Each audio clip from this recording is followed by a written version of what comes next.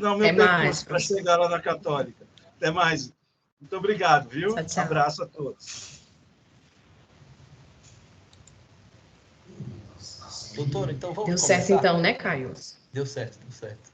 Aí você coloca aí para gravar, né? Já colocou? Coloco sim, ainda não. Estou Ótimo. recebendo as pessoas. Só para a gente... Doutora Vera, podemos começar já? Você tem mando de campo. Que isso. Então, maravilha. Vou colocar para gravar. Ah, já está gravando, maravilha. Então, vou agora fazer a sua apresentação para nós iniciarmos. Pessoal, boa tarde a todas e todos. É uma alegria estar aqui com vocês mais uma vez. O Dr. Cléus pediu que eu fizesse as apresentações iniciais da nossa palestra e da nossa palestrante de hoje. E é um enorme orgulho poder fazer essa apresentação, porque é uma pessoa que eu pessoalmente admiro muito, que acompanho à distância o trabalho e estou tendo a honra agora de conhecer, ainda que não presencialmente, telepresencialmente, né? A nossa palestrante é a doutora Vera Lúcia Santana Araújo, que vai falar um pouco para a gente sobre democracia e racismo nas instituições jurídicas. Então, vou apresentar para vocês uma breve palhinha do enorme currículo da doutora Vera. A doutora Vera é uma advogada com atuação nas esferas pública e privada, que foi a primeira negra a integrar a lista tríplice de juristas do Supremo Tribunal Federal para o Tribunal Superior Eleitoral e também a compor a lista sextupla da OAB-DF para o Tribunal de Justiça do Distrito Federal e dos Territórios, TJDFT. Na administração pública, a doutora Vera ocupou a chefia de serviços jurídicos nos níveis federal e distrital, além de outras funções no Conselho de Defesa dos Direitos da Pessoa Humana, a Fundação de Amparo ao Trabalhador Preso do Distrito Federal, a Fundação Cultural Palmares, a Câmara Legislativa do Distrito Federal, onde foi a primeira coordenadora da Comissão dos Direitos Humanos.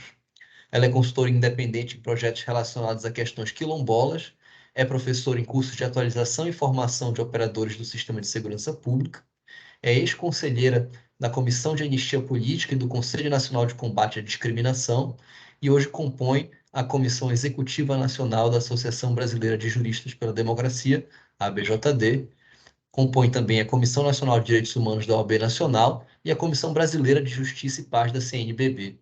É ativista da Frente de Mulheres Negras do DF e presidenta interina da Agência para o Desenvolvimento da Atenção Primária à Saúde. Doutora Vera, é uma alegria enorme tê-la conosco aqui e, sem mais delongas, lhe passo a palavra. Oi, boa noitinha, não é? Esse final de tarde dessa segunda-feira em que Brasília continua com um calor incandescente. Eu moro em Brasília desde 1978 e quando cheguei aqui, eu fiz já o cursinho, ainda naquela época no Objetivo, né, o cursinho pré-vestibular, entrei no vestibular do CEUB e entrei na Faculdade de Direito do CEUB e foi um impacto muito forte do ponto de vista climático para mim, porque eu vinha de uma cidade pequena, muito quente, lá no interior da Bahia, que é Livramento de Nossa Senhora. Morei em Salvador somente 2 anos e vim para cá. Então, eu não conhecia o frio que era Brasília naquele tempo. Hoje, eu conheço em Brasília um calor que eu acho que está muito maior do que na Bahia. É incrível como os impactos das mudanças climáticas, da devastação e do pouco zelo que a humanidade vem tendo com o meio ambiente tem provocado. Eu digo, eu gosto do calor, mas quando eu começo a reclamar do calor é porque a coisa está muito feia. E eu ando reclamando do calor de Brasília. Mas, enfim, estou muito feliz por ocupar esse espaço dessa sala aqui com vocês. Então, nas pessoas do Dr. Cleucio, do Caio, e dentre as mulheres que vejo aqui na sala, né, já nomino a Ana Carolina Noleto, saudando todas as demais pessoas que compõem esse nosso bate-papo, não é? Para abrir uma semana, e uma semana que se inicia com uma grande vitória para nós, negros e negras, da advocacia especialmente. E por quê? Hoje, a OAB Nacional fez sua lista sêxtupla para, não é, ocupação de uma vaga do 5º Constitucional da Advocacia no âmbito do TRF-1, né, nossa primeira região, e depois de muitas dificuldades, conseguimos que realmente fosse aprovada, né, com a sabatina muito bem votada, o doutor Tiago Lopes Cardoso, que é da Bahia. Gente, desculpa, deixa eu só fechar a janela aqui, porque eu abri por causa do calor, mas acho que está o latido de cachorro aqui da vizinhança. Deve estar meio forte aí para vocês, né? Porque para mim está aqui. Só um Tranquilo, segundo. doutora Vera.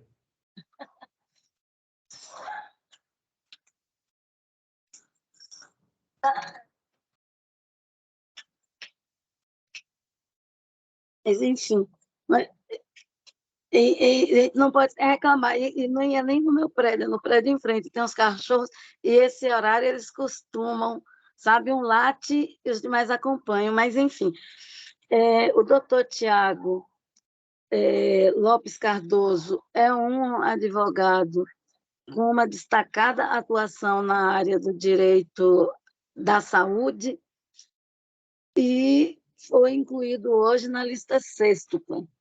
E é interessante a gente observar, assim, já contextualizar, porque hoje, inclusive, digamos assim, eu homenageio nessa nossa rodada o doutor Tiago, que naturalmente a gente espera e conta muito que o tribunal o integre, não é, na composição da lista tríplice e o presidente da República venha a nomeá-lo, e ele será talvez o primeiro desembargador federal negro na primeira região, pelo menos vindo da advocacia, e realmente assim não tenho registro de nenhum outro. Nós tivemos, no âmbito do TRF da primeira região, uma mulher, uma desembargadora federal negra, vinda da Bahia, né, desembargadora federal Neuza, foi nomeada pelo presidente Lula no seu primeiro mandato, e não há nenhuma mulher, não houve, além da doutora Neuza, aqui na primeira região, nenhuma desembargadora federal negra em nenhum outro TRF. Então, isso dá um pouco da monta e da conta que a gente precisa fazer nesse país de modo a minimamente reduzir essa disparidade que resulta de sistemáticas políticas de exclusão.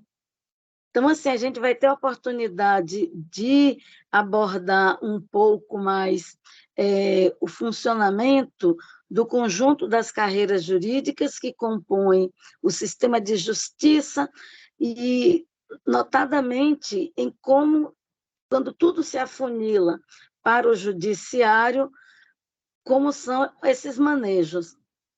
A gente tem um sistema de justiça que decorre de uma Constituição radicalmente democrática no seu sentido escrito, positivado, não é? A gente teve uma Assembleia Nacional Constituinte resultante de uma mobilização social muito grande, não é? Que derrubou um processo ditatorial militar que vigiu no país por cerca de 25 anos. Eu tive, não é? Era uma jovem advogada, uma feminista em formação, uma ativista negra em formação, e tive a experiência, a riqueza de viver muito ativamente todo o processo constituinte. Vivi o lobby do batom, como ficou cunhado, não é? Aquela articulação de mulheres feministas para inscrever na nossa Constituição Federal direitos, digamos que básicos, elementares, relativos à igualdade de gênero, mas que não fora a participação tão ativa daquelas mulheres.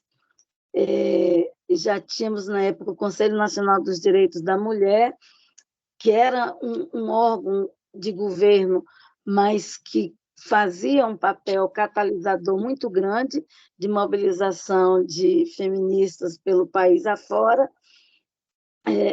Também não tínhamos uma representação negra parlamentar que, por si só, desse conta da escrita de algumas garantias numa dimensão e numa perspectiva de igualdade racial, mas a pujança e a qualidade da atuação, da articulação mobilizadora de negros e negras pelo Brasil afora, garantiu que a gente tivesse um resultado de uma escrita constitucional bastante arrojada na perspectiva das igualdades. Entretanto, a gente vive ainda uma democracia muito a menor, né? Quando a gente pensa nas relações substantivas desse país. E isso se reflete de maneira muito visivelmente contundente na organização das nossas carreiras jurídicas e de como se dá, como se perfaz e como isso impacta o próprio funcionamento do sistema de justiça, a própria qualidade, ou melhor, a baixa qualidade na prestação jurisdicional do Estado diante dos recortes de gênero e raça que orientam e determinam efetivamente os conteúdos das decisões judiciais. Em algumas áreas do direito, isso fica muito gritante, e aí, se a gente vê na esfera penal, é odiosa a seletividade que criminaliza a própria existência negra, não é? Mas em todos os ramos, a gente, quando se debruça, vai percebendo mais ou menos fortes nuances que distinguem o fazer do sistema de justiça, a organização de cada carreira. Hoje eu acompanhei virtualmente, né, um pouco da sessão da OAB, e, inclusive, foi preciso uma mobilização de última hora muito forte, porque foi intentada uma manobra para excluir a participação do doutor Tiago no próprio processo de composição da lista sêxtupla, mas, enfim, né, aquela tentativa de extemporânea impugnação foi rejeitada de maneira muito consistente pelo Conselho Federal da Ordem, e o nome do doutor Tiago compõe, não é, a lista sêxtupla da OAB para esse tribunal. Bem, todos conhecemos o processo da Ordem na elaboração das suas listas sêxtuplas, e posso dizer um pouco, a partir da minha experiência pessoal, quando lá atrás, em 2011, fui, e desde então, nenhuma advogada negra jamais compôs uma lista sêxtupla no âmbito do Tribunal de Justiça do Distrito Federal dos Territórios. A gente teve, no âmbito da OAB, para as últimas eleições, pela primeira vez, a aplicação de uma política de paridade de gênero e cotas de 30% para negros e negras. À época, eu não participei de nenhuma chapa, não integrei nenhuma chapa, e aí pude dedicar um pouco da minha atenção ao processo eleitoral da Ordem no tocante ao cumprimento da cota racial. E qual não foi minha surpresa ao ver chapas aqui do Distrito Federal com composição de uma cota racial manifesta e visivelmente fraudulenta, a partir da autodeclaração, e me constrangia, porque algumas das mulheres que eu sempre tive como amigas, parceiras, e elas, assim, sempre se colocaram como mulheres brancas, parceiras solidárias às minhas lutas, às minhas pautas de mulher negra que sou.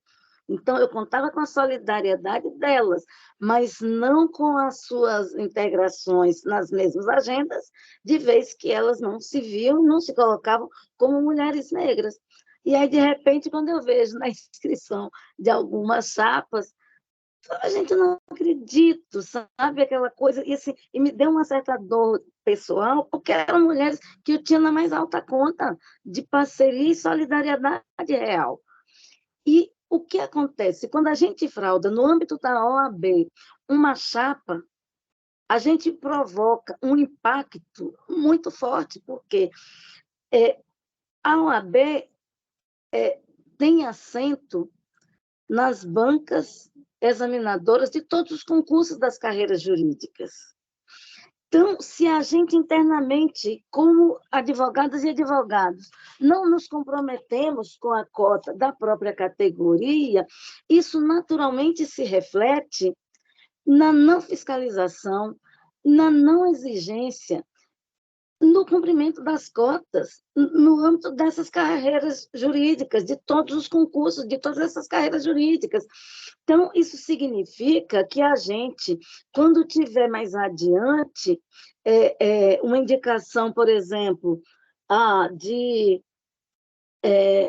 juiz, de promoção de juiz, de concurso de juiz, se você não tem, a partir da própria OAB, um olhar mais consciencioso, mais responsivo nesse processo de implantação das cotas nos concursos públicos, da magistratura, do Ministério Público, da Defensoria Pública, enfim, quer dizer, você vai ter sempre uma possibilidade maior de burla e de fraude, né? Afora o papel social que a ordem tem, por exemplo, em relação ao processo político eleitoral da sociedade, ou seja, as eleições partidárias, em que a OAB, como representação da sociedade, tem um papel de proa, e a gente sabe disso, e, igualmente, também não cumpre um papel fiscalizador nas fraudes, nas cotas eleitorais dos partidos políticos. Então, isso, quando a gente pensa como sistema, o que significa uma chapa para a ordem não ter observância no cumprimento da cota racial é de uma gravidade sem tamanho. E é o que eu digo, quando você ouve pelos jornais, enfim, você vê no noticiário, um jovem que foi fazer inscrição no seu vestibular e, de repente, fez uma autodeclaração que se revela fraudulenta. Ou uma pessoa que vai fazer um concurso público, já é um profissional. Mas aí você trata de um direito e uma relação de um indivíduo. É diferente de um somatório de uma força política coletiva que pressupõe a anuência de toda aquela representação para uma fraude manifesta. Então, assim, nas eleições de 2021, eu, me debrucei muito, escrevi artigos, provoquei muito esse debate, e quando a gente vê agora, num processo seletivo, a dificuldade que o doutor Tiago, eu dizendo doutor Tiago, porque era ele o nome postulante, né? Mas poderia ser o doutor Caio, o doutor Clécio, a doutora Ana Carolina, enfim, qualquer uma de nós, negros, negras, que, se colocando num processo de composição de uma lista sexta da ordem, pode ter certeza absolutíssima, vai encontrar barreiras, às vezes, intransponíveis, tanto que a gente continua não se fazendo presente. E lembrando que a cota racial não alcança a composição das listas, não alcança a representação nos conselhos, tipo o CNMP, conselho o CNJ. Então, a gente precisa avançar em muito. A gente, se for olhar o Ministério Público, e recentemente um grande amigo, colega desde os tempos de CEUB, desde os tempos de movimento estudantil, o Ministério Público Federal compôs agora, está com um grupo de trabalho voltado a pensar e levar a cabo uma política de cotas nos seus concursos. E aí, o Ministério Público Federal, à exceção do depois ministro Joaquim Barbosa, nunca teve um negro compondo seus quadros. Quer dizer, por que será? Como são os processos seletivos? Como são os concursos para essas carreiras? Quais são os níveis de investimento? E muitos desses concursos, hoje que a gente ganha uma densidade, uma visibilidade maior neste debate sobre o sistema de justiça que queremos e para um sistema de justiça que seja efetivamente democratizado, tanto no acesso do cidadão, da cidadã que pleiteia, não é? Ver seu direito, seus interesses apreciados pelo Poder Judiciário, você vai identificando que, historicamente, as seleções se davam de maneira tão facilmente preparadas para convergir com determinados resultados, e principalmente quando levava para a questão da prova oral, em que mecanismos muito frágeis permitiam facilmente algumas exclusões. Hoje, quando a gente tem uma emergência de uma presença negra no conjunto das carreiras do sistema de justiça, a gente vai ouvindo depoimentos, e alguns assim muito fortes, sabe, muito densos, de como essa engrenagem era e continua preparada para a manutenção de uma representação exclusivamente branca, masculina e branca. E aí, quando se fala que abrir esse debate que a gente está alavancando na sociedade, porque é uma pauta identitária, eu tenho dito, precisa composição mais radical e racialmente identitária do que é o nosso Poder Judiciário, o nosso Ministério Público e o nosso sistema de OAB precisa, quer dizer, um sistema mais privativo, de brancos para brancos, como é esse nosso, eu conheço. Então, de onde vem? Qual é a pauta? Quem é que se organiza a partir das identidades?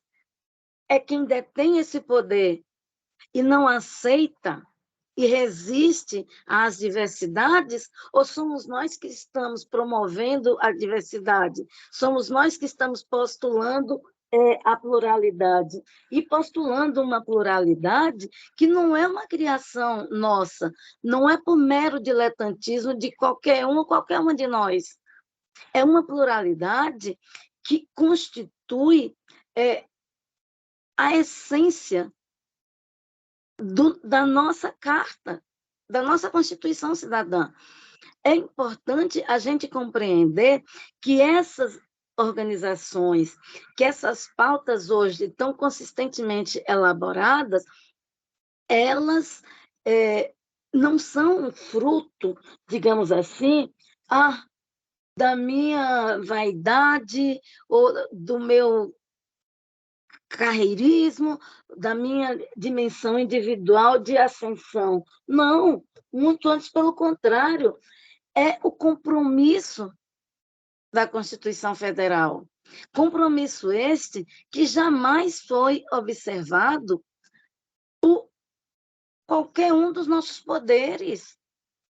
A gente nunca teve um negro ocupando a presidência da República. A gente teve um único negro, né, em nossa quadra de vida, um único negro ocupando o Supremo Tribunal Federal. Desculpa, que eu estou tentando abrir aqui o computador só para fazer. Aliás, nem preciso. Eu preciso.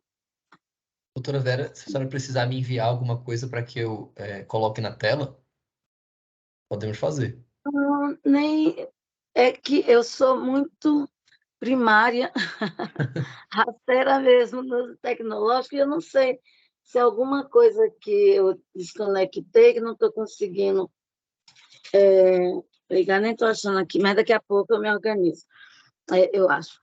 Então, assim, já não é sem tempo que a gente pare para algumas reflexões sobre como esses modelos se prestam a manter um sistema de castas na composição do Poder Judiciário e do sistema de justiça como um todo. Eu quero trazer como um grande exemplo de como, inclusive, você nem precisa mudar a Constituição, não precisa de um novo regimento. O Supremo Tribunal Federal é quem compõe uma lista tríplice para que a presidência da República, o presidente ou a presidente da República, nomeie um nome para integrar o Tribunal Superior Eleitoral na vaga de jurista. Ótimo. Bom, como é que esse processo sempre se deu? Eu digo porque eu sempre advoguei, né, dentro da justiça eleitoral, então, desde sempre acompanhava muito como essas coisas acontecem, ou aconteciam. Bom, o TSE costumava ali, entre advogados, poucas mulheres, né, entre advogados que tinham atuação na corte, e aí um indicava o nome de alguém, aí dentro do Supremo, os integrantes, e aí cada qual indicava A, B ou C, e ali se construíam os consensos para compor a lista tríplice. Bem, o ministro Edson Fachin, quando na presidência do TSE, a partir de uma assessoria também muito atenta a esses processos e às necessidades de inclusão, o ministro Fachin, então, entendeu de fazer uma espécie de uma chamada pública, não é? De nomes de mulheres negras, para que, né, ele, ali, a partir do TSE, fosse conhecendo outros perfis novos, e levasse ao Supremo Tribunal Federal numa construção que saísse um pouco daquela caixinha estática, que muitas vezes era só uma troca de nomes, né? Fulano que está agora substituto, aí da outra vez, aí você vota no meu candidato, enfim. E quando o ministro Fachin faz esse movimento, você tem um resultado que, na reta final, éramos 8 mulheres. 4 mulheres brancas, 4 mulheres, 4 juristas negras, com plena capacidade de compor a lista tríplice do Supremo Tribunal Federal, e um daqueles nomes vir a integrar o Tribunal Superior Eleitoral. Aí é onde, né, a partir daí que veio o ineditismo, não é? De eu vir a ser a primeira jurista negra a integrar a lista tríplice do Supremo Tribunal Federal para o TSE. Bom, que maravilha ter sido eu. Mas que horror que somente no ano passado você tivesse a quebra deste monopólio, não é? Porque assim funciona como um monopólio dos homens brancos, né? Tínhamos tido antes a ministra Luciana Loja, né? Naquela gestão estava a doutora Cláudia Bucchianeri, mas assim, quer dizer, 2 mulheres brancas tinham furado o bloqueio. Tínhamos naquela composição, e até recentemente, um ministro negro, mas porque veio pela vaga do STJ, o ministro Benedito Gonçalves, que, por sua vez, né, daqui a pouco aposenta, e aí, naquele encadear de como você compõe e perfaz as instâncias superiores, sabe-se lá quando a gente pode vir a ter um outro ministro negro no STJ. Percebe? Quer dizer, o ministro Benedito, que veio pela carreira da magistratura federal, então, é um novelinho que ou você se coloca propositivamente a desfazer esse novelinho, ou a máquina, até pela força da inércia, mantém o mesmo status quo da ausência negra. Quer dizer, ou você realmente se debruça e diz, olha, o sistema de justiça é uma engrenagem a serviço do Estado Democrático de Direito. Se é uma engrenagem a serviço do Estado Democrático de Direito, não pode ser composto e, consequentemente, operar exclusivamente pelo e para o olhar de uma branquitude que se apropriou e não vai esponte próprio, desfazer esse novelinho. Então, a gente tem hoje, por exemplo, situações assim.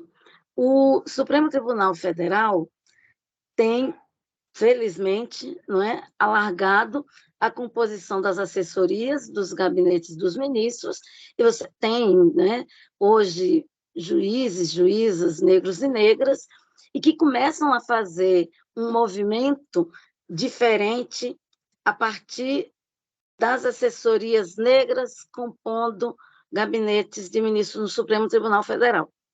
Mas aí, quando você vai compor o Conselho Nacional de Justiça,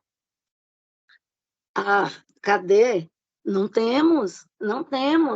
E aí, e recentemente, tivemos uma magistrada negra que tentou vir para o Conselho Nacional de Justiça, mas o sistema se fecha em copas e mantém num órgão central, não é? Porque o Conselho Nacional de Justiça hoje é o órgão central para você pensar o viés da política pública, que é a prestação jurisdicional do Estado, e aí você já não tem essa representação, assim como a OAB não coloca uma representação. Hoje, eu acho que não tem nenhuma mulher na representação da advocacia, no CNJ, nem no CNMP. E negro nunca teve em nenhum desses fóruns. Então, quer dizer, é a vontade política, e quando a gente fala da vontade política, a gente não está aludindo a nada de partido, muitíssimo pelo contrário, é a vontade política daquela política de um estado de bem-estar que a nossa Constituição dispõe, prevê, e que a nossa Assembleia Nacional Constituinte se comprometeu a promover isso, a escrever esta carta destinada a expressar uma nação plural, diversa e respeitadora, centrada na dignidade da pessoa humana. Quer dizer, se você teve uma Assembleia Constituinte compromissada com aqueles propósitos da pluralidade, da diversidade, do combate às desigualdades, da erradicação, não é? Você tem como fins da República a erradicação da miséria. Como que você pode ter essa erradicação da miséria quando você tem uma composição de sistema de justiça absolutamente distante das realidades do mundo do trabalho? Porque você só tem, em última instância, e aí no sentido duplo, inclusive, uma representação que é muito do capital. Onde é que fica a representação do trabalho? Na formação desse locus. E a representação do trabalho no Brasil é, antes e acima de tudo, negra. Quer dizer, o Brasil, o trabalho no Brasil sempre teve uma cor, que era o negro. Quer dizer, o país que se inicia por uma relação de escravização tão duradoura, tão prolongada como foi, tem uma cor para a expressão do trabalho. E a expressão do capital tem a cor própria. Então, quando a gente coteja essas relações que se entrelaçam e dialogam no cotidiano, e é isso que a gente precisa ter a percepção de como essas relações se entrelaçam e dialogam para o cotidiano do nosso fazer jurídico. Quando a gente tem, por exemplo, em grupos de pesquisa, com linhas de pesquisa como a de vocês, a gente passa a ter, a partir de escritas de mulheres, trabalhos como esse livro recentemente da Luísa Machado Menezes, Tributação e Desigualdades de Gênero e Raça. Como o sistema tributário discrimina as mulheres na tributação sobre os produtos ligados ao cuidado e à fisiologia feminina. Então, fica parecendo que é uma ilação, mas não é. Mas é essa nossa presença, é a inserção desse nosso olhar de gênero e raça, que vai trazendo, inclusive, as distinções e de como você tem uma tributação, um sistema tributário que somente fortalece o capital, que a pobreza paga a mais. A gente tem um sistema tributário em que a pobreza paga a mais. Como que você tem as grandes fortunas vivendo das isenções? Como que você tem as frotas dos iates sem tributação? Quer dizer, quem é que vai trazer esse debate? Quem é que vai impulsionar esse debate? E aí, quando essas questões são postas à apreciação, são levadas ao crivo do Poder Judiciário, como é que esse poder decide? A gente conhece. O processo da seletividade no fazer jurisdicional se traduz no cotidiano exatamente assim. Quando a gente vê violação de prerrogativas, quem é que tem? Quais são os advogados e advogadas que têm suas prerrogativas violadas? Comumente somos nós de uma advocacia menor, de uma banca pequena, do colega, da colega que vai para a sala, para o escritório da OAB para peticionar. A gente não tem um sistema protetivo exatamente desta advocacia. Então, esse caráter elitista de como a gente se compõe e de como esse nosso sistema sobrevive e se reitera é muito grave. E, assim, é muito cansativo, às vezes, quando eu recupero um pouco da minha trajetória, ainda está muito na condição de primeira e ou única, como agora. O Supremo Tribunal Federal, pela segunda vez, me colocou na lista tríplice para o TSE. Ou seja, eu sou a primeira jurista negra a estar pela segunda vez na lista do Supremo para ir para o TSE. Bom, que o presidente da República vai decidir, só ele sabe. Mas, então, assim, a quebra desses ineditismos precisa acontecer de maneira mais contundente, de maneira mais coletiva. E aí, por exemplo, ano que vem a gente tem eleição de ordem. A gente precisa entrar com mais força no debate desses processos e discutir, sim, porque, inclusive, o sistema da cota para a OAB não nos garante titularidade. Então, você pode ter uma bancada só de suplência. O Conselho Federal hoje tem uma única negra como titular, que é a doutora Silvia Souza, de São Paulo, pela bancada de São Paulo. As demais são suplentes. Então, a política de cota não nos garante titularidade de espaço algum, e menos ainda a inclusão em listas. Percebe? Então, assim, eu acho que a gente se debruçar sobre todo esse processo tão sistêmico e tão articulado que é por quem detém o controle desses processos, é crucial se a gente quer pensar em um país efetivamente democrático, não é?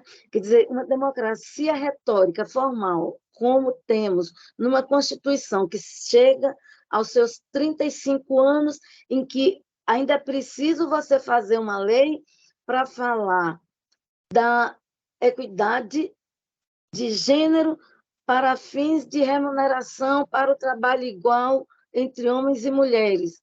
Mas a gente tem um desequilíbrio, uma desigualdade de remuneração entre mulheres brancas e mulheres negras que não está alcançada, percebe? Quer dizer, não podemos pensar que uma Constituição que chega aos seus 35 anos com um sistema penitenciário que é radicalmente desumano, que o próprio Supremo já declarou o Estado inconstitucional daquela realidade. E aquela realidade só existe e sobrevive porque ela se volta para ali operar com, basicamente, homens e mulheres negros e negras. Não teríamos a desumanidade do sistema prisional brasileiro se brancos e brancas integrassem a população carcerária. Todos os crimes, todas as pesquisas, talvez uma das primeiras pesquisas feitas nesse campo tenha sido, ainda na década de 80, 1984, publicado em 85, 86, pelo Núcleo de Estudos da Violência da PUC, São Paulo, PUC não, da USP mesmo, da USP, em que os mesmos crimes cometidos em circunstâncias muito assemelhadas, e houve, né, uma clivagem dos tipos penais apreciados na pesquisa, em todos os negros tinham uma pena a maior que os brancos. E aí se dava, desde a vigilância maior, não é, que você faz, não é? E aí aumenta o flagrante de negros, porque a polícia não fica olhando o branco, né? A polícia não olha para o branco no meio da rua, só olha para nós. E aí vem a questão das drogas. Quer dizer, para quem mora aqui em Brasília há muito tempo, que é meu caso, aqui no plano piloto, sobre qualquer norma positivada relativa a drogas, você não tem menino sendo preso aqui no plano porque está fumando maconha. Isso, assim, né, não acontece. Em compensação, em qualquer área, qualquer menino negro já entra de traficante. Então, o olhar crítico sobre isso é uma responsabilidade que todos e todas nós, que somos profissionais do direito e que temos compromisso com o direito como um instrumental transformador de promoção da cidadania, precisamos lançar esses olhares. Isso está em nossas mãos e, fundamentalmente, na mão de vocês, que compõem uma geração de uma acuidade acadêmica que, em meu tempo, sequer se colocava. Não é? Quer dizer, vocês são hoje realmente uma vanguarda do fazer, de um construir de saberes jurídicos que tem muito a aportar na transformação desse sistema. Então, assim, estar nesse diálogo com vocês é um momento de uma profunda riqueza e de extremo aprendizado que eu quero exatamente extrair a mais, não é, com as indagações, com as provocações, com as divergências, não é, que venham de vocês, para que a gente aprofunde um pouco mais essa tempestade de ideias que eu trouxe aqui, mas é porque realmente assim, as coisas são todas muito entrelaçadas. Então, eu acho que a gente ter a possibilidade de uma conversa assim mais fluida é interessante, porque você funciona um pouco como uma metralhadora giratória, não é? Para trazer uma panorâmica de que, desde o sistema tributário ao penitenciário, toda essa engrenagem tem um funcionamento sistêmico destinado a perpetuar interesses, manter privilégios e impedir o exercício dos direitos pela maioria da população brasileira, que somos hoje mais de 56%. Então, são essas minhas considerações primeiras para a gente dialogar um pouco mais. Doutora, que fala maravilhosa. Muito obrigado. A Iná, que é uma participante aqui do nosso grupo de pesquisa, também colocou no chat aqui que fala necessária. Fantástico de ouvir. Para contribuir com o debate, eu trago aqui um dado interessante de um seminário que apresentamos eu e a Ana Célia, nossa pesquisadora que está presente aqui também, que eu vou já lhe apresentar, que eu acho que vocês vão fazer uma parceria fantástica. Nós pesquisamos, através de estudos de dados do CNJ, de que até 2020, em 10 anos, de 2010 a 2020, nenhum juiz havia sido punido por racismo em processos abertos no CNJ com essa tipificação, né? Na época, em 2020, 6 tinham sido arquivados, 2 tinham sido suspensos, um estava ainda em tramitação. 6, 7, 8, 9. Isso. Eram 9 processos total. E hoje, né, no mês de agosto, agora, esse único que ainda estava em tramitação, nós estamos acompanhando, foi arquivado. Então, ainda nenhuma punição por racismo em processos abertos no CNJ, ainda que a gente saiba e veja, né, casos concretos de decisões de juízes e juízas brancos utilizando termos racistas, fazendo perfis raciais, em especial em decisões criminais, né? Então, isso é mais um dado para a gente trabalhar. Eu venho pesquisando pessoalmente, doutora Vera, justamente dentro da ideia de que como uma pessoa branca pode ajudar, né? De onde eu posso pesquisar dentro considerando o meu lugar de fala para que essa situação mude. E a minha linha de pesquisa agora tem sido a respeito de uma coisa que a senhora tocou e que eu gostaria de expandir, sobre o sequestro da argumentação de direitos fundamentais pelas classes dominantes. Hoje o que a gente tem nas cortes mais altas do país é que quem se utiliza no campo tributário da argumentação de direitos fundamentais são as grandes empresas. Então, elas falam aí em princípio do não confisco, elas falam em capacidade contributiva, como se empresa tivesse capacidade contributiva, principalmente grandes empresas. Eu trouxe até um exemplo ilustrativo, que é a tese do século, tema número 69 lá do STF, que é a inclusão do ICMS na base de cálculo do PIS e da COFINS. Esse é um caso que chama muita atenção, porque ele vai representar uma perda de arrecadação para o Estado só em 2021, né, por estimativas, de 120,1 bilhão. Então, é uma quantidade de dinheiro astronômica. 1,5% do PIB só em perda de arrecadação em razão da exclusão do ICMS da base de cálculo do PIS e da COFINS. E quem é que vai ter direito nos últimos 5 anos a repetição de indébito, a reaver esses valores pagos supostamente de forma indevida, né? As empresas, porque as empresas são os contribuintes de direito. Só que é ICMS, é PIS e COFINS, é tributação sobre o consumo. Então, as empresas nunca arcaram com esses valores. Esses valores estão sempre embutidos no preço final da mercadoria ou do serviço, são sempre repassados aos consumidores.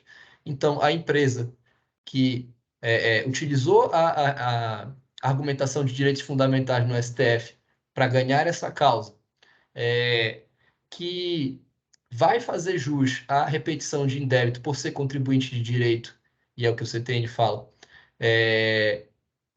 quando se observa, de fato, nunca arcou com esse ônus tributário. Então, além de nunca ter arcado com esse ônus tributário, ter passado sempre para o consumidor final, ainda vai fazer jus a 5 anos de repetição de indébito. E isso não se restringe só à esfera tributária, né? Também está na esfera trabalhista, principalmente, na esfera previdenciária, né? A gente tem visto muitos julgados nas principais, no STJ e no STF, principalmente, em que as entidades de proteção às empresas, as federações, as confederações, chegam lá e falam: olha, isso aqui é para o melhor interesse do trabalhador, isso aqui é para evitar a perda de empregos, isso aqui é para fazer a nossa economia rodar, as entidades que defendem os trabalhadores, né, a CUT, os sindicatos, chegam nesse processo, se habilitam como amicus curiae e falam: olha, isso aí que vocês estão falando que é o interesse do trabalhador, não é o interesse do trabalhador, nós não queremos que seja assim. E como vem o voto dos ministros quando eles se posicionam? Vem dizendo, em total concordância com os argumentos empresariais: isso aqui é para a melhoria da economia, a economia não vai sobreviver se a gente não determinar que essa decisão seja dessa forma. O interesse do trabalhador está contemplado por essa argumentação que vem de uma fonte empresarial, né? Então, é isso, o próprio trabalhador falando, por meio de suas representações sindicais e associativas, falando que não quer isso, e os ministros olhando só o que eles querem ouvir, né? Dizendo que, de fato, é para o bem, é para o seu próprio bem. Você não sabe o que você está dizendo, é para o seu próprio bem. Então, são esses os pontos que eu queria trazer para a senhora comentar aqui. E aproveito para lhe apresentar aqui a minha grande amiga Ana Célia, que é uma pesquisadora do nosso grupo de pesquisa, mestranda lá da Universidade Católica de Brasília e orientanda do professor Cléus, que está pesquisando justamente o tema que a doutora trouxe para a gente hoje, que é o racismo nas instituições jurídicas, principalmente na questão da ocupação de cargos no nosso judiciário, nas cortes mais altas do país, por pessoas negras. Nassara, se quiser dar um oi aí. Estão me ouvindo? Sim. Boa noite. Muito obrigada, doutora Vera. É uma honra muito grande, uma identificação que faz com que a gente veja que é possível fazer um trabalho que vai ter uma relevância muito grande. Porque a tecla que eu sempre bati, e o Caio vem me ajudando de uma forma da posição mais formal, né? Como que eu consigo apresentar isso como uma proposta de pesquisa? Porque eu acredito que somente com a possibilidade das pessoas entenderem a relevância da nossa luta, que deixa de ser só uma luta, passa a ser algo que a gente possa implementar como artifício de mudança. Então, o meu objeto de pesquisa, que é o perfil étnico-racial das carreiras jurídicas, defensoria, Ministério Público, magistratura, com a finalidade de fazer com que as pessoas vejam que não existe, porque a maioria da população, principalmente a população negra, não consegue identificar, acha que é só popularmente dito como mimimi. Mas quando a gente consegue apresentar dados, quando a gente consegue apresentar números, a gente consegue fazer a consciência vir a ponto deles se identificarem e também levarem à luta. Eu vi uma frase do doutor Fábio Esteves. Ele disse o seguinte: como nós não somos articulados, não é isso? A gente não sabe ser articulado, a gente não sabe se unir para fazer, por exemplo, uma chapa relevante que faça uma mudança junto à OAB. A gente não consegue fazer isso. A gente não sai da posição de comissão. Eu faço parte da Comissão de Igualdade Racial e eu vejo a dificuldade da gente se unir para poder levar um projeto para frente. A gente quer levar o projeto para as escolas dessa conscientização, porque eu acredito muito nessa mudança de forma preventiva. Então, eu não conseguia ver essa identificação na minha época, a senhora não ouvia, mas eu vejo uma identificação maior de minha filha adolescente, por exemplo, que tem 17 anos, que na sala dela, numa escola na Asa Sul, tem mais meninos na sala de uma escola particular, meninos negros e meninas negras, do que na minha época, que era só eu, de manhã e à tarde uma outra. Então, somente tendo essa possibilidade de mostrar, olha, gente, os números, eles são reais, eles estão aqui, vamos ver como é que a gente vai mudar, é que a gente vai conseguir fazer essa mudança ao longo do tempo. Então, identificar, ver a fala da senhora é uma honra muito grande e uma luz no fim do túnel para falar assim, você está certa, pode fazer o trabalho nesse campo, porque é uma alegria muito grande ouvir a senhora falar, ler e ouvir a doutora Lívia Santana Vaz, que são pessoas que, mais do que uma bandeira, levantam dados reais que a gente precisa mostrar para um número maior da sociedade, que vai fazer com que a participação, como o Caio perguntou, como é que uma pessoa branca pode participar? Só se ela entender. E ela só vai conseguir entender quando a gente tiver números reais, que a gente consiga mostrar que existem e como eles podem ser alterados. Então, muito obrigada pela fala da senhora e eu estou à disposição para qualquer esclarecimento. Obrigada, Caio. Doutora Vera, quiser fazer alguns comentários aí sobre o que nós colocamos. Então, olha que honra, Nacélia, conhecê-la. E é isso, assim, é tão bom de saber que a gente não está mais tão só, não é? Isso é crucial, porque em alguns momentos essa solitude tem um peso muito grande. Um fardo real, não é? Ao mesmo tempo, um nível de responsabilidade e a nós não é dado o direito de falhar, de errar, não é? Sob pena de comprometer tudo que está por vir, de quem está para entrar. É interessante você falar, o doutor Fábio Esteves, é maravilhoso. E, não por acaso, é assessor do ministro Fachin. Então, o movimento do ministro Fachin também passou por esse reflexo, percebe? Assim como o ministro Joaquim, quando no Supremo Tribunal Federal, naturalmente não vou fazer nenhuma espécie de comentário, não está em debate voto, não é? Do ministro Joaquim sobre qualquer tema, qualquer processo, mas eu quero destacar o seguinte: o primeiro censo do Poder Judiciário foi trabalhado no CNJ na gestão do ministro Joaquim.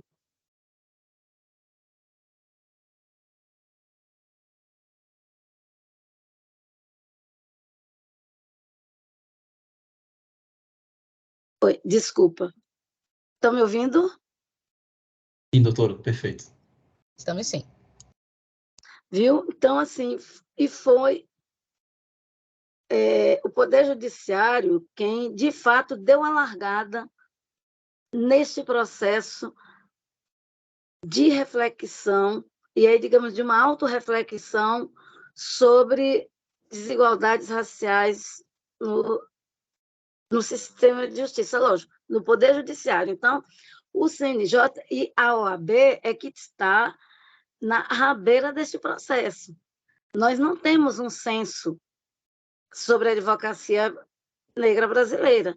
A gente tem um quantitativo de homens e mulheres, mas de negros e negras, não. Quais são as condições de trabalho desses advogados e advogadas negros e negras? Não temos nem noção. O máximo que temos é uma pesquisa feita por ONGs com algumas grandes bancas de São Paulo, em 2019, em que não chegava sequer a 1% a participação de advogados negros em grandes escritórios de advocacia. Eu, até hoje, só conheço uma única advogada negra que compõe, que é sócia capitalista de uma grande banca de advocacia. Só conheço uma, entendeu?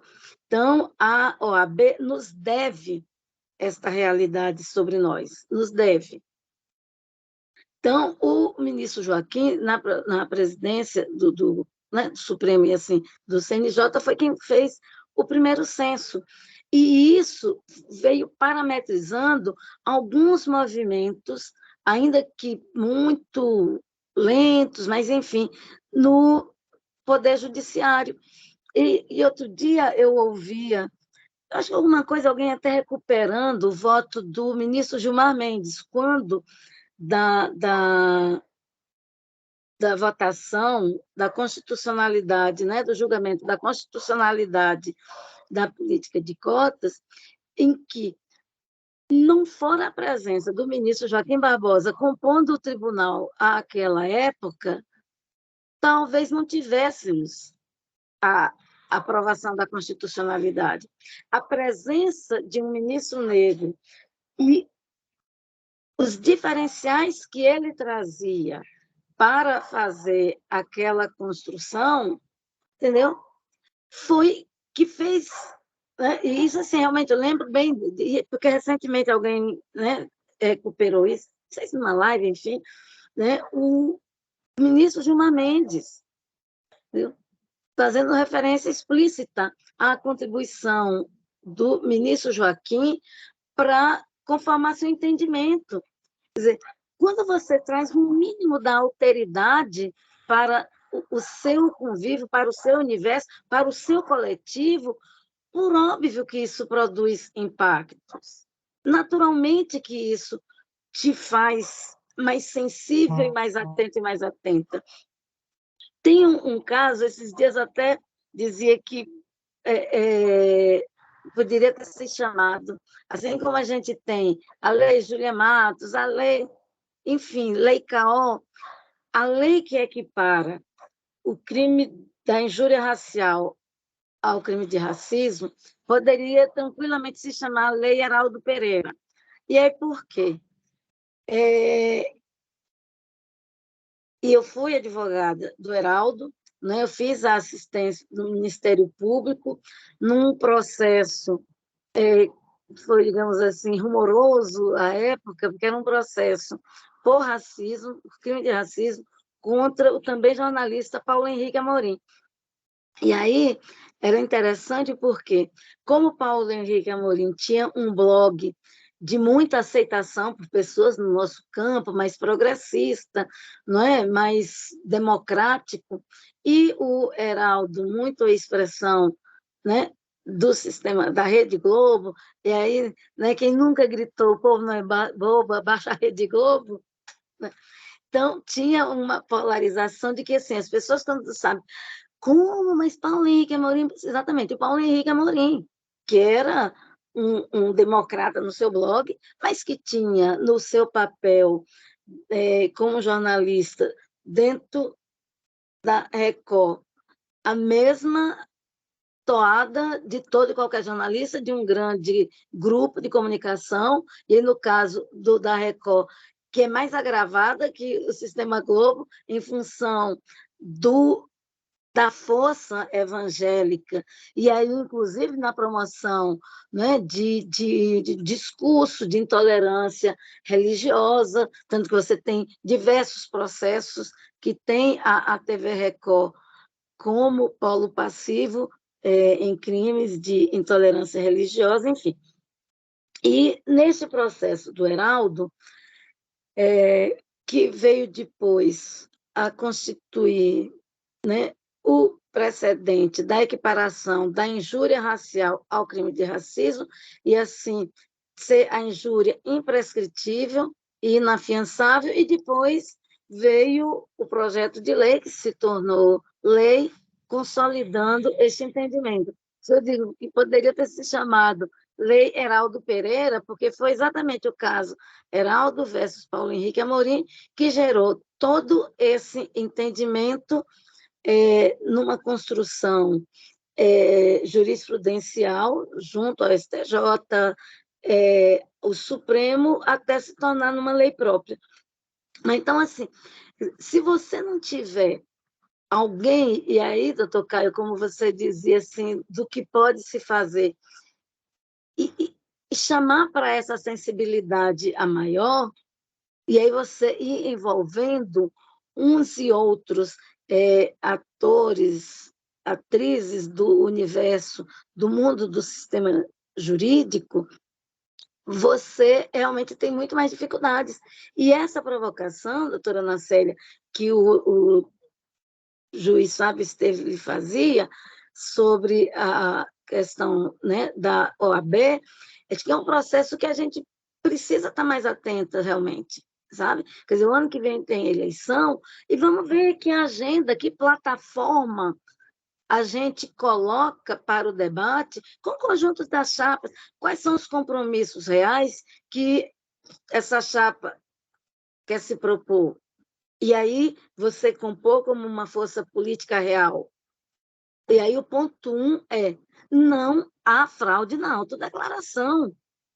Eu não posso pensar em dar um voto a uma chapa em que uma coleguinha que era solidária à minha luta, de repente se autodeclara negra. Eu não posso, entendeu? A minha consciência, a minha história não me autoriza e não me permite fazer isso. Então, assim, são muitos os nossos desafios, né? A gente tem andado muito, às vezes a gente sofre uns atropelos, mas, né, a gente não se abate, a gente não recua, especialmente a gente não recua, e eu não tenho dúvida de que, por exemplo, a partir da agenda de uma jurista negra no Supremo Tribunal Federal, a gente tem, doutora Ana Célia, uma pauta irreversível. E quando eu falo que é uma pauta irreversível, não é que ela se exaure, eventualmente até com a nomeação, indicação e nomeação de uma jurista negra, ou ainda que ela não aconteça. Ela é uma pauta irreversível porque, assim como fomos capazes de nos mobilizar e garantir o legítimo ingresso do doutor Tiago hoje na lista sexta para o TRF1, a gente tem que ter sistematicamente este compromisso e essa capacidade de articulação para pautar todas as instâncias, pautar o Ministério Público na composição da sua lista, do seu quinto constitucional, do MP para os diversos tribunais. Então, assim, mapear e atuar sistemicamente, como a branquitude opera sistemicamente. Então, é essa capacidade que nós também precisamos empreender coletivamente, de maneira responsável, solidária, parceira, fraterna, sem enxergar em cada um de nós, individualmente, uma espécie de contraposição. Não somos. Nós somos as grandes células hoje deste processo. Se nós nos irmos como concorrentes, como inimigos, a gente vai ter muito mais dificuldade. Percebe? E assim, eu falo, né, sem querer ser professoral, sabe? Mas assim, como eu estou há algum tempo mais nessa luta, por exemplo, agora a OAB faz 40 anos da invasão da ordem pela polícia do general Newton Cruz, quando Brasília estava sob medidas de emergência, em todo aquele processo de contra-ditadura militar, de luta pelas eleições diretas para o Brasil. E, né, lá naquela foto histórica da OAB, eu estou lá. Eu estava compondo uma mesa de debates como jovem advogada no primeiro encontro de advogados do Distrito Federal. E no dia seguinte, eu não me acuei e fui para a resistência, estava lá somando naquele ombrear humano em defesa da democracia, em defesa das prerrogativas da advocacia e em defesa da Ordem dos Advogados do Brasil e da OAB-DF no específico. Então, quer dizer, é uma caminhada muito longa que a gente acumula. Por óbvio que isso nos traz aprendizados, né? E que precisam ser socializados para que a gente se fortaleça com algumas experiências do passado. Quer dizer, a gente precisa saber construir, por exemplo, para uma próxima lista sexta da advocacia do TJDFT, o nome de uma jurista negra, de uma mulher negra, de uma advogada negra. e para compor, para ser eleita, para compor realmente a lista sexta. Não é para marcar posição. Mas ter chegado até aqui já é uma grande vitória. Não, eu não quero mais ficar contando vitória, porque eu cheguei até aqui. Eu quero contar a vitória de quem chegue lá, de eu chegar lá. Está entendendo? Então, e você tem, por exemplo, um grupo de pesquisa, de estudo, de elaboração acadêmica e de interação com o fazer político, como me parece ser esse de vocês, é fundamental para a gente implementar algumas mudanças. Viu? Mais uma vez, doutora Vera, que fala fantástica. Caramba, é impressionante mesmo ouvir. A sua participação ativa nesses momentos históricos da advocacia brasileira e do Distrito Federal, né, especificamente. Eu não sabia dessa especificidade da sua história, que a senhora estava lá no dia da situação com o general. A próxima vez que vocês estiverem na OAB, podem dar uma olhada ali naquela foto. Eu estou, acho que ao lado do Zé Geraldo, assim, na segunda fileira. Aquilo eu tinha o quê? 24, 25 anos, entendeu? E hoje eu continuo com a mesma disposição, disponibilidade e o mesmo vigor de defesa da democracia, doutor Caio. Não terei a menor dificuldade, assim como eu não tive nenhuma dificuldade, muito pelo contrário, ainda que tendo que correr da polícia, né, naquele processo do impeachment, sim, porque 2016, a tramitação daquela farsa de um impeachment que não havia crime de responsabilidade, e se não há crime de responsabilidade, só pode se tratar de um golpe, e eu brincava, eu não tenho mais idade para correr essa esplanada num pulo só, como eu fazia antes, não é? Mas em nenhum momento eu deixei de lá estar, assim como em nenhum momento eu deixei de estar para os movimentos pela liberdade do presidente Lula, porque sabíamos que era uma farsa, e a BJD capitaneou uma grande campanha que se chamava Moro Mente. Moro Mente. Isso, assim, a gente abriu debates, o lançamento dessa campanha com atos majestosos, grandiosos, especialmente nas universidades, aqui na UNB, enfim. Então, mas eu tive uma grande escola democrática, quer dizer, minha iniciação na política de ordem, meu primeiro voto foi para a Sepúlveda Pertence, contra Maurício Correia, né? Erilda Balduino, que é uma mulher histórica para a advocacia das mulheres aqui de Brasília, doutor Luiz Carlos Sigmaringa, o próprio doutor Antônio Carlos, Zé Maria Pelúcio, Zé Oscar Pelúcio, um homem que foi um preso político, um advogado de trabalhadores a vida inteira, foi preso, torturado. Então, assim, eu tenho um lastro e tenho compromissos com uma ancestralidade negra libertária, mas também com uma advocacia democrática libertária, percebe? Então, é isso que me move, e isso não me cerceia ante qualquer muro que se erga. Mas, enfim, quando algum de vocês estiver aqui na sede da OAB, pode dar uma olhada que vai ter ali uma carinha preta já na ativa. Aí é uma alegria, assim, saber que agora eu já sei, vou procurar a foto e ver também ao lado do professor José Geraldo, que era reitor quando eu estudei na UNB também.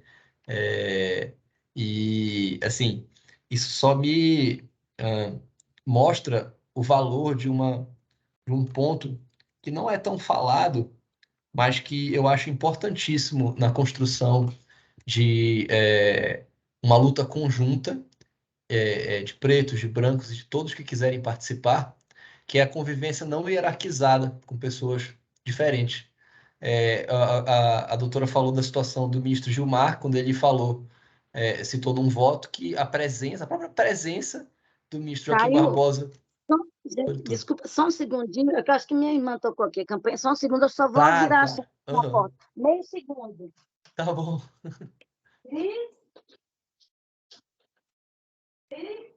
Doutor Guilherme, Guilherme Roman Borges está por aí?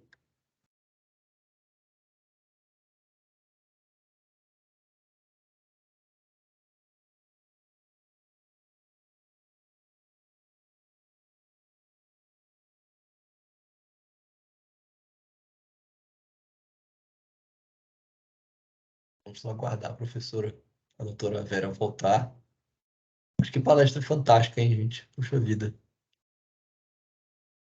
Pessoal, se mais alguém quiser...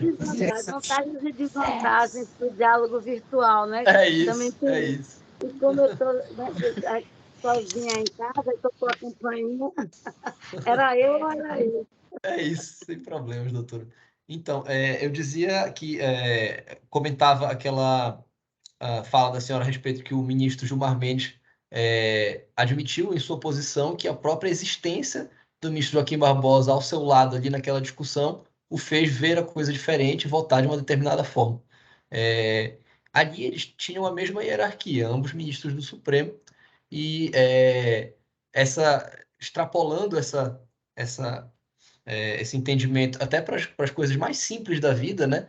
Quando a gente tem um amigo de infância negro que estudou com a gente no jardim de infância, no ensino fundamental, quando a gente joga futebol com pessoas de todos os jeitos, quando a gente está crescendo, a gente, dentro dessa concepção de convivência não hierarquizada, né? A gente vê aquela pessoa como um igual. A Ana Célia comentava que quando ela estudava numa escola particular, quando criança, né, tinha ela como negra de manhã e uma outra menina negra à tarde. E como isso talvez gerasse nela um sentimento de não pertencimento e nas pessoas brancas ao redor dela um sentimento de estranhamento, né?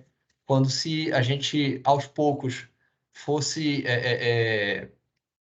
permitindo, colocando pessoas negras em posições de destaque, permitindo que elas fossem vistas ali e incentivando mais pessoas negras a participar desse debate, a se engajar e, consequentemente, chegar em posições de destaque, a gente poderia ter uma convivência não hierarquizada mais forte e que as pessoas se vissem como iguais e não vissem na pessoa cuja cor de pele é diferente um outro, né? A doutora falou também do conceito de branquitude, né? E é isso mesmo, o caso do Paulo Henrique Amorim e do Heraldo Pereira é exatamente isso, né? Uma pessoa que é progressista, mas que talvez por uma situação sistêmica, se junta aquele pacto de cumplicidade não verbalizado entre as pessoas brancas para manter os seus privilégios, né? Como dizia como diz a doutora Cida Bento, é o componente narcísico da branquitude, né? Aquela coisa de autopreservação, como se o diferente, né, visto como diferente, ameaçasse aquilo que é normal, aquilo que é universal, que no E entendimento da aí, pessoa Caio, só branca. para ilustrar como isso se opera, no caso do Paulo Henrique Amorim, que todo mundo aplaudia porque ele batia sistematicamente na Rede Globo e todo mundo aplaudia. E quando ele passava, digamos assim, comentar ou atacava, enfim, alguns nomes do jornalismo da Rede Globo, ele fazia, porque o fulano, o Beltrano, porque a fulana, tal e tal. Quando ele ia fazer alguma crítica ao Heraldo, invariavelmente ele circunstanciava a sua crítica à identidade racial do Heraldo.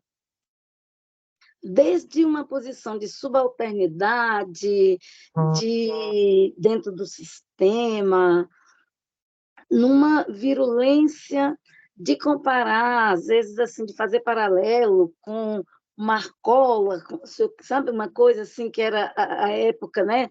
O grande chefe do tráfico organizado e tal, a desqualificação do Heraldo como um preto de alma branca. Então, assim, uma coisa odiosa, realmente, odiosa. E é isso, quer dizer, eram dois jornalistas de igual estatura, do ponto de vista profissional, não é? Então, você não tinha uma relação hierarquizada, não é? Porque é muito comum em crimes de racismo, ainda que seja, digamos, um vigilante e eu no acesso a um shopping, mas ele ali se coloca numa posição de superioridade com uma representação de um pseudo-poder de polícia que me subalterniza, correto? Então, você tem o vigilante exercendo, junto a um sistema privado, um poder de polícia, entre aspas, parênteses e colchetes, gente, por favor, né? Mas é assim que eles se colocam.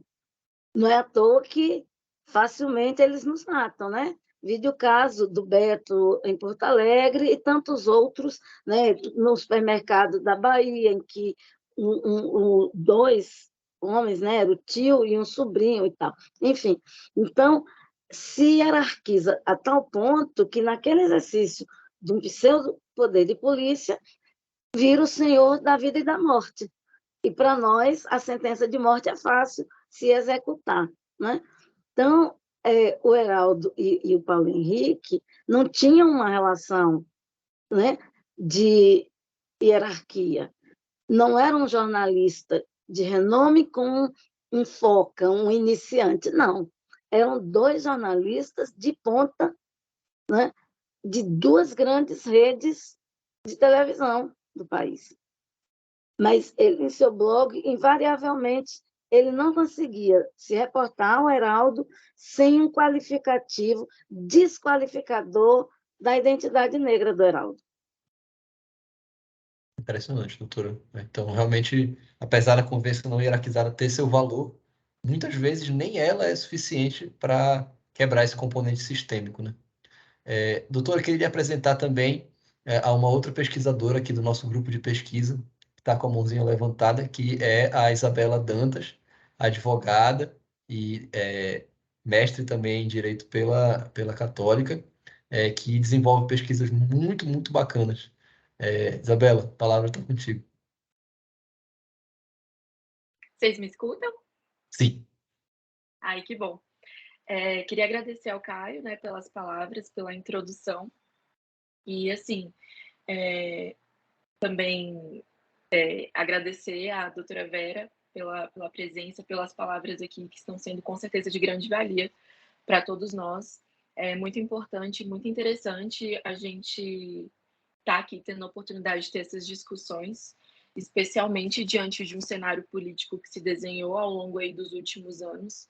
Eu acho que é essencial o fortalecimento das discussões que nós estamos levantando aqui, né, a respeito do combate ao racismo e às desigualdades sociais. Eu queria pontuar, assim, né, contribuir um pouco, entrar nessa conversa a respeito da desigualdade de gênero que acomete, assim, as mulheres negras especificamente, porque a impressão que eu tenho é que muitas vezes é difícil para as mulheres negras talvez se inserirem num debate de racismo especificamente e especificamente em relação ao feminismo, porque é quase como se desde o início a figura que se, como que eu posso dizer, que se tem no imaginário social quando a gente fala sobre o racismo é muito o homem negro, né?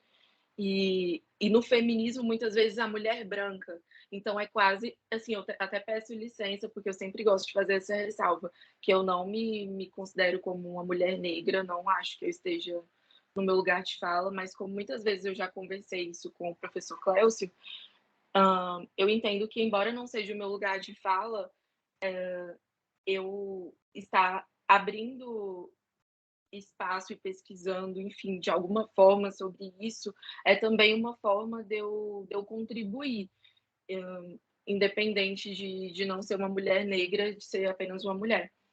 Mas eu achei muito interessante, doutora Vera, quando a senhora falou a respeito da desigualdade de gênero na tributação, que inclusive foi tema da minha pesquisa, da minha dissertação de mestrado, e eu percebi muito que, mais do que a penalização que as mulheres têm em relação a isso, a penalização sobre a mulher negra é ainda mais forte, porque ela acaba tendo a sobreposição desses dois marcadores de desigualdade, né? Que é tanto de gênero quanto de raça. Então, eu não sei, eu queria de repente se a senhora pudesse falar um pouco a respeito da questão do direito penal e como que isso atinge as mulheres negras de uma forma específica, porque a gente está elaborando um livro até em relação a isso aqui no grupo de pesquisa, e eu tenho pesquisado um pouco sobre isso, que eu fiquei responsável por falar um pouco sobre esse tema, e nas minhas pesquisas eu tenho percebido que em diversos crimes as mulheres negras são as principais vítimas, e eu não tinha noção que haviam esse tipo de dados.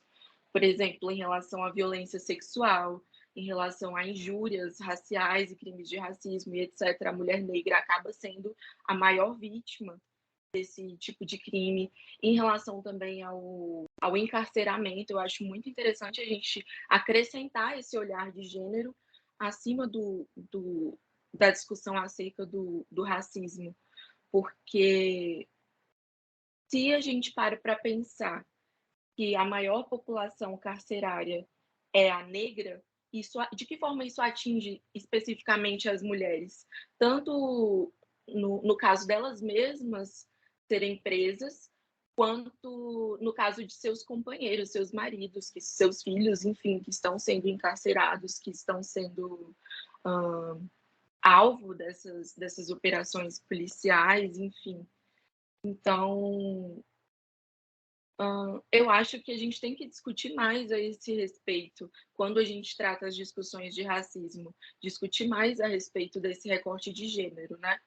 Porque eu acredito realmente que na nossa sociedade a mulher negra é sim a figura que é mais, como que eu posso dizer, alvo mesmo dessas desigualdades, desses entraves sociais que a gente tanto discute, justamente por acumular esses marcadores, né?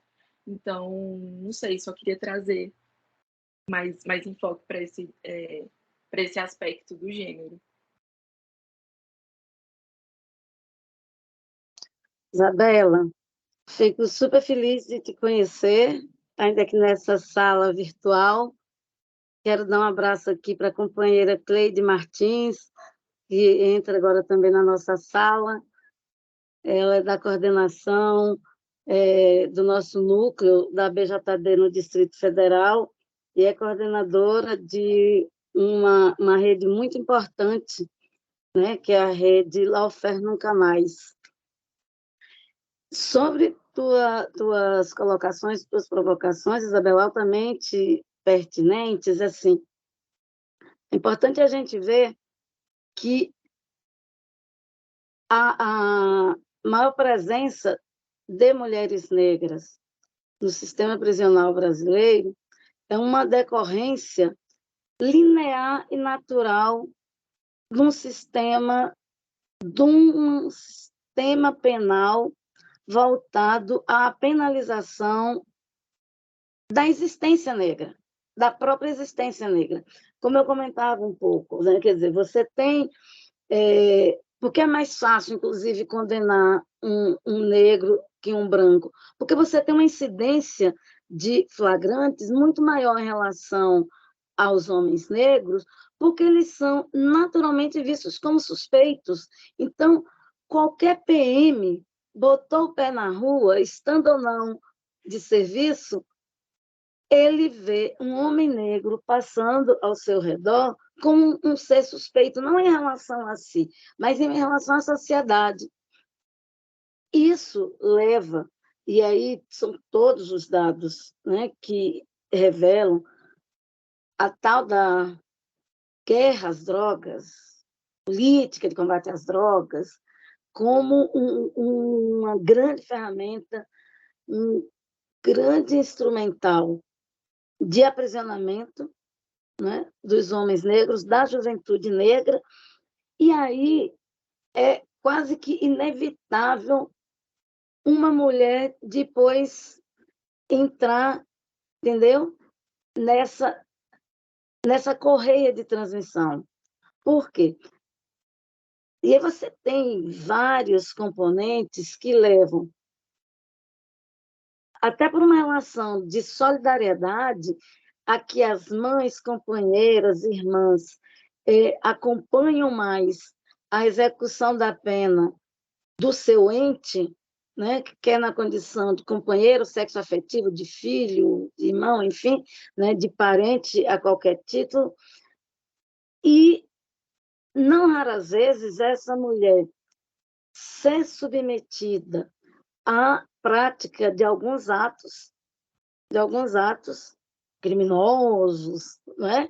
De alguns atos, um encadeamento de pessoas ligadas àquele filho, irmão, marido, enfim, que já está cumprindo uma pena, e aí ela virá uma intermediária de alguma comunicação, né? da entrada com alguma quantidade de droga, de um aparelho celular. Então, assim, essa instrumentalização do corpo da mulher, da pessoa da mulher, a vulnerabiliza por demais, né? Nessa relação que ela estabelece com o seu ente dentro do sistema prisional. Então, é muito difícil você ter, né, eu costumo chamar de uma mulher condenada por fazer carreira solo, entendeu? Dela ser, digamos, a assaltante de per si, não. No máximo, você tem, às vezes, umas coisas de 171, e que aí, né, eu até costumo brincar que são crimes, que é interessante, são crimes pouco cometidos por homens brancos, por homens negros, que é o 171. Por quê? Porque o homem negro, ele já é tão marcado pelo olhar da suspeição da sociedade, não somente pelos agentes do Estado, que você, como negro, conseguir dar um golpe, ter carteiras de identidade, ser o grande golpeador, o grande estelionatário, você nunca vê um homem negro cometendo. É um crime impossível de ser cometido por um homem negro num país que é tão racista, tão seletivo, que até para apenar determinados tipos é quando você vê um branco, entendeu? Então, você tem mais grande estelionatário branco do que negro, por quê? Porque o racismo sequer permite ao homem negro ser um grande estelionatário. E aí você tem mulheres ocupando os cárceres nas condições tão abjetas quanto dos homens, exatamente por esse efeito dominó de como ela se coloca nesta relação entre os núcleos familiares, a sociedade aberta e a sociedade confinada. Eu fui, né, na apresentação que o Caio colocou, eu tive a oportunidade de trabalhar, ainda que pouco tempo, mas com a Fundação de Amparo ao Trabalhador Preso, aqui do Distrito Federal, e, naturalmente, acabei por conhecer muito melhor o funcionamento do sistema prisional, inclusive, né, a nossa colmeia, que realmente é indigna, com uma execução de pena extremamente violenta em todos os sentidos, com pouco permissivo para ações e projetos mais alavancadores, sabe? Da formação da autoestima, da formação, da capacitação profissional para quando se tornar uma egressa do sistema, mas é essa gênero, raça, quando se coloca para o sistema penitenciário, reproduz igualmente como se dá com tipos penais diferentes, como se dá na relação com os homens. E aí você tem, inclusive, em relação às mulheres negras, e o feminismo branco nunca estabeleceu uma relação de sororidade com nós, conosco, né, com nós, com mulheres negras, com uma historicidade negra, inclusive porque, e é uma coisa que eu bato muito nessa tecla, quer dizer, muitas das nossas companheiras brancas, parceiras das lutas feministas, elas saem, e muitas das vezes elas têm nas suas casas uma empregada doméstica sem uma carteira assinada, uma empregada doméstica negra, invariavelmente, sem a proteção do trabalho, das relações de trabalho. Então, que sororidade é essa? Eu não quero essa sororidade.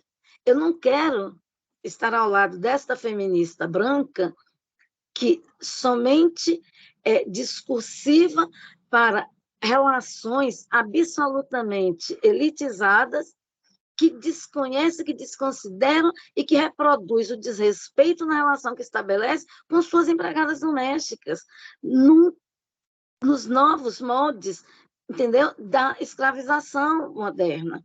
Quer dizer, são mulheres que não nos reconhecem a partir do trabalho. E se a gente fala, de novo, se a gente fala de trabalho no Brasil, a gente está falando de uma identidade negra. E se a gente fala de mulher e trabalho, o trabalho da mulher no Brasil começa com o quê? Com o trabalho da mulher negra. Explorado por quem? Pelas mulheres brancas. E esta relação permanece na atualidade, entendeu? Então, e isso se reflete. Só uma historinha, Isabela. Quando, aqui, muito antigamente, para a gente tentar criar a delegacia, a Delegacia Especializada de Atendimento à Mulher, na época, o secretário de Segurança Pública do DF era contrário à ideia da DEAN, e aí depois a gente, né, foi num crescendo de pressão social, e ele, numa declaração, ele, quando começou um pouco a sentir, né, com a ideia da DEAN, ele disse o seguinte: então, realmente poderia ser muito interessante, porque aí as mulheres dos embaixadores, as mulheres dos deputados, dos senadores, iam ter, né, onde fazer as reclamações, as denúncias contra os roubos de suas empregadas domésticas em suas casas, entendeu? Era essa, juro, era essa a imagem que ele tinha, a finalidade que ele pretendia dar a DEAN no Distrito Federal. E aí estava falando de quem? Lógico, estava falando de nós, mulheres negras. Não é? Quer dizer, esse ideário permeia. E aí você tem, inclusive, mulheres encarceradas, muitas vezes, por um crime quase que famélico, você está entendendo? Um crime de o princípio da insignificância, da bagatela, absolutamente pleno, mas o quê? Imagina se a juíza da instrução se vê na condição de vítima porque a empregada que roubou ali o resto do seu perfume Chanel, claro que precisa ser encarcerada, né, gente? Não pode, entendeu? Então, é esse nosso sistema de justiça. E que vocês têm um papel grande nas possibilidades de transformação para melhor, naturalmente, dessa engrenagem toda, dessa máquina moedora dos corpos negros, de homens e ou mulheres. Obrigado, doutora Vera. Obrigado, Isabela, pelas perguntas, considerações. É isso, temos um papel social como advogados jovens que é de... Assim, eu sempre tive uma dificuldade com o juramento que a gente faz ao conseguir a carteirinha da OAB. Que a fidelidade é primeiro ao cliente. Bom, em algum nível, claro, obviamente essa fidelidade tem que existir ao cliente, mas eu acho que a fidelidade do advogado, como função essencial à justiça, é, antes de mais nada, com a sociedade, com o interesse do cliente deve, sempre que possível, estar permeado pelo o interesse de construção social que esse advogado tem como função essencial à justiça. Antes de prosseguirmos, eu destaco aqui a presença, como a doutora Vera falou, da doutora Cleide Martins, do doutor Guilherme Roman Borges, que é juiz federal e professor do nosso programa de pós-graduação da Católica, que está aqui também conosco, Dr. Diógenes Teófilo, e agradeço especificamente também aos nossos pesquisadores do dia a dia, né? Ana Célia, Isabela, Iná, Natan, Edmilson, e a todos os demais que aqui estão presentes. Já vamos nos aproximando das 8 horas, né? Então, infelizmente, vamos ter que finalizar nosso encontro de hoje, mas agradeço imensamente a doutora Vera, em nome do doutor Cleuso, que infelizmente não pôde estar presente para esse final como ele gostaria, mas lhe mandou um enorme abraço, um agradecimento gigantesco por ter estado presente conosco e por ter nos agradecido tão fortemente com suas palavras, com suas colocações e com toda a sua história de vida que muito nos inspira. Doutora, então eu lhe passo a palavra por uma última vez aí para as suas considerações finais e, novamente, muito obrigado. Bom, eu quero somente dizer da minha gratidão pela partilha, essa troca de olhares, saberes, a presença de cada um, de cada uma nesta sala, e dizer que eu estou sempre pronta a dialogar com vocês, a estar com vocês. E, assim, fico muito confiante, fico muito esperançosa quando eu vejo esse interesse e esse fluir, sabe? Esse encontro, essa convergência de pensares sobre coisas e questões que a gente tinha antes de maneira tão... só aqui, uma pessoa aqui, uma outra ali. Então, eu acho que a gente está conseguindo alavancar, ganhar corações e mentes, e vocês são esses corações e essas mentes a ganhar nosso sistema de justiça. Aqui na sala, eu sei que tem muitos advogados, advogadas, o ano que vem tem eleição, e é importante a gente ficar com uma atenção redobrada, porque, como eu expliquei, a ordem talvez seja, dentro das carreiras jurídicas, a que maior responsabilidade tem como promotora e indutora dessas transformações numa dimensão mais inclusiva de gênero e raça na composição do nosso sistema de justiça. E isso, naturalmente, vai se refletir na qualidade dos serviços jurisdicionais que a gente vai prestar à sociedade brasileira, levando o instrumental jurídico como promoção da cidadania e garantia da dignidade humana. É para isso que a gente tem que existir. Muito obrigada, gente. Muito obrigado a todas e todos. Doutora Vera, muito obrigado mesmo. Eu vou encerrar aqui a nossa gravação.